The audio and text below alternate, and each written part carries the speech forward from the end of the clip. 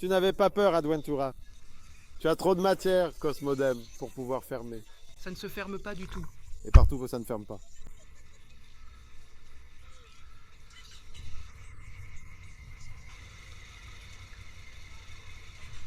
Tu connais? Alors vas-y.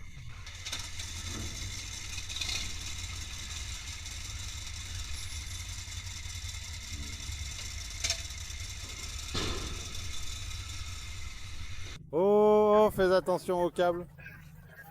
Écoutez, quel jour sommes-nous aujourd'hui? Le deuxième. Deuxième jour de route. Troisième jour qu'on est ici. Exactement.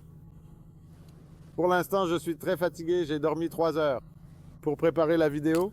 Je ne sais pas si je tiendrai comme ça tous les jours parce que je vais juste m'effondrer, mais je vais essayer.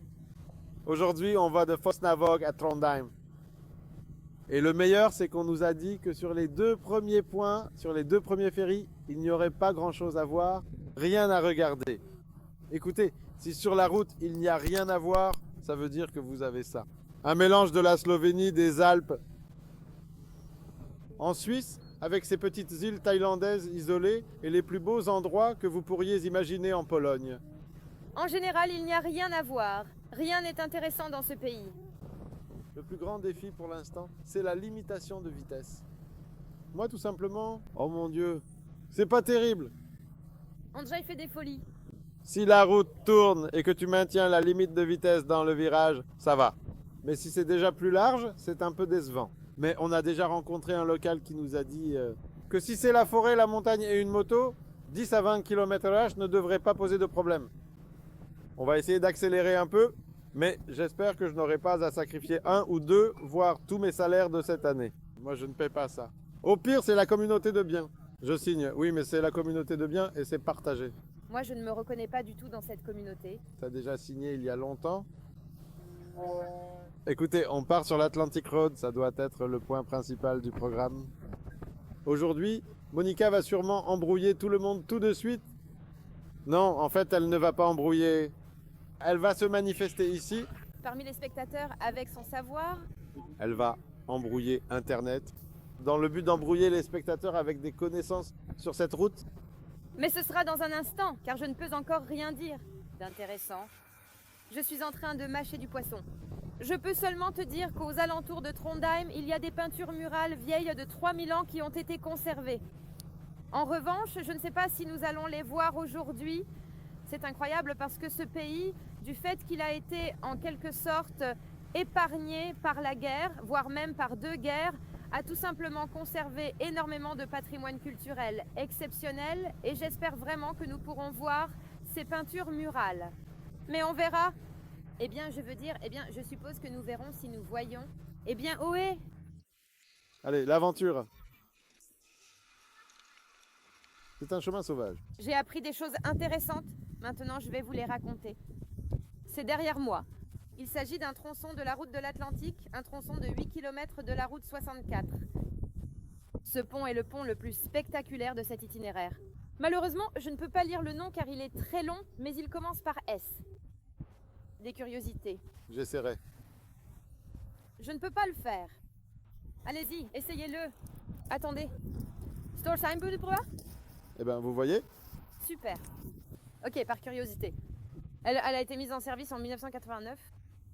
En 2005, elle a été reconnue comme l'ouvrage du siècle. Et elle occupe la 8e place parmi les plus belles routes côtières du monde. Elle est vraiment incroyable. Et le film ne lui rend pas justice, ni les photos. Il faut tout simplement être ici et il faut être ici à moto. Sinon, on ne ressent pas la même chose. Je suis d'accord, c'est fantastique ici. Fantastique. C'est à ce moment-là qu'on s'est vu? Oui. Allez, montrons où nous avons pris le petit déjeuner. Oh, nous avons vu notre déjeuner. Je veux dire, attends, disons que nous allons tout nettoyer bientôt pour que ce ne soit pas un problème. C'est de la nourriture. Oui. Et il y a l'océan Atlantique quelque part là-bas. Mer de Norvège, en fait. Eh bien, d'une certaine manière, pourquoi s'appelle-t-il ainsi? Route de l'Atlantique? Eh bien parce que cela fait partie de l'océan Atlantique. Je ne sais pas, je dois regarder la carte pour la géographie. Non pour le moment, et en ce qui concerne Radek, il est important de noter qu'il y avait encore un peu d'activité aujourd'hui. Cette activité, bien que peut-être pas aussi intense que d'autres jours, était néanmoins présente et significative. Il s'agissait d'une continuation des efforts ou des événements qui se déroulaient précédemment, indiquant que les choses n'étaient pas complètement à l'arrêt. La persistance de cette activité suggère qu'il y a des développements en cours ou des tâches qui nécessitent une attention continue. Il est crucial de comprendre que même une petite activité peut avoir des implications importantes, surtout lorsqu'elle s'inscrit dans un contexte plus large. Cela pourrait concerner des discussions, des préparatifs, des ajustements ou toute autre forme d'engagement qui maintient une certaine dynamique. L'observation de cette activité aujourd'hui, même si elle était modérée, est un indicateur clé de la situation actuelle et de la direction potentielle des événements futurs. Il est donc essentiel de ne pas sous-estimer l'importance de cette persistance d'activité, car elle peut révéler des tendances ou des évolutions qui ne sont pas immédiatement apparentes. En résumé, la présence d'une certaine activité, même limitée, est un fait notable qui mérite d'être souligné et analysé pour une compréhension complète de la situation actuelle concernant Radek et les circonstances environnantes. Radek était également une star sur le chemin anti-Létian.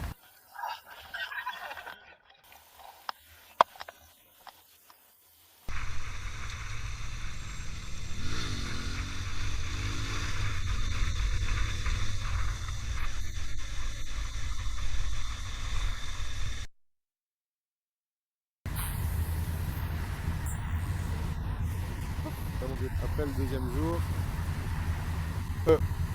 Est-ce que tout va bien? Moteur intact. Moteur. Bon sang, qu'est-ce qu'on aime le plus, n'est-ce pas? Oui, je l'aime beaucoup. Je suis à l'aise. Moi aussi, je suis à l'aise. Nous n'avons pas encore fait beaucoup, mais nous avons parcouru 1000 km. La moto vient de prendre un peu de poussière. Alors ça se réchauffe. Et nous avons maintenant la preuve irréfutable et absolument certaine que la Norvège est vraiment turbo, c'est-à-dire extrêmement rapide et performante dans tous les domaines. Naturellement, car je n'ai jamais ressenti cela aussi intensément dans aucun village. De crotte.